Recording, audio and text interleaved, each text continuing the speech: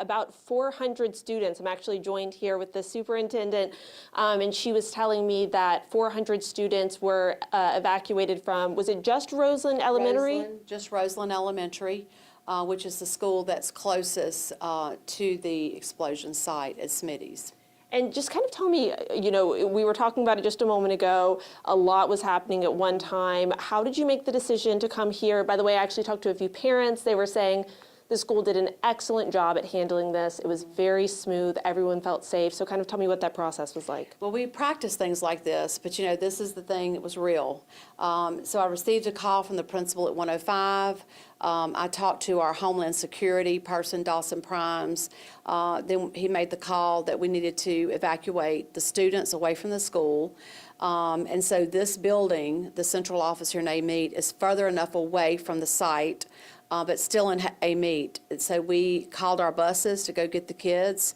The teachers rode the buses over here with their students. They had their rolls with them.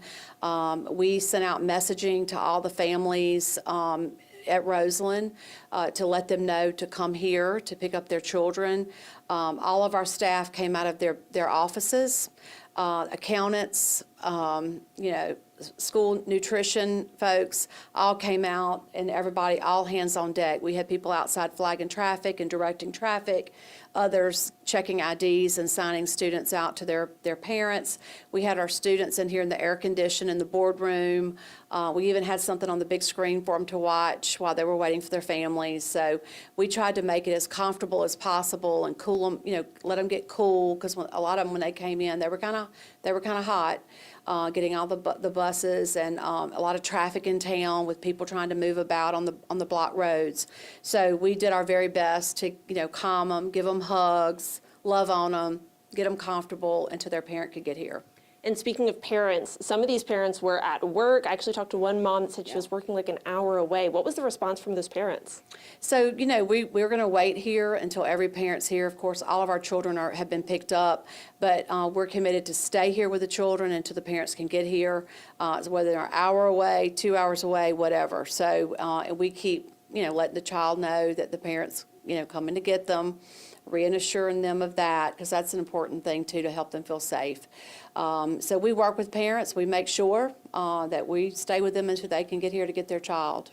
And that's exactly what we heard. We actually, one of the mothers showed us where she got like, I think 10 messages from the school, really updating every step of the way. Did you have some parents that were experiencing some anxiety about this? Yeah, I mean, you know, you can imagine, you know, you have your child that's at school, there's an explosion, and, you know, the child is, was upset. You know, some of the children were, you know, we had some kids crying because, you know, it was a different thing in their schedule. So we greeted them at the door when they got off the buses, and we gave them a hug, and we said, look, Mom and Dad's coming, they're going to be here, and you're going to stay here with us in this nice, cool building until they get here. So everything's good. So once we did that, they came in and settled down. And then we had to, you know, check at the door for parents' IDs. That took a little time. But, you know, the parents were wonderful. They were absolutely wonderful, and they were patient. I'm sure that they were anxious. They had traffic to get here because roads were blocked here in AMET. But yet they came in, they gave us grace, and they knew that their kids were safe here.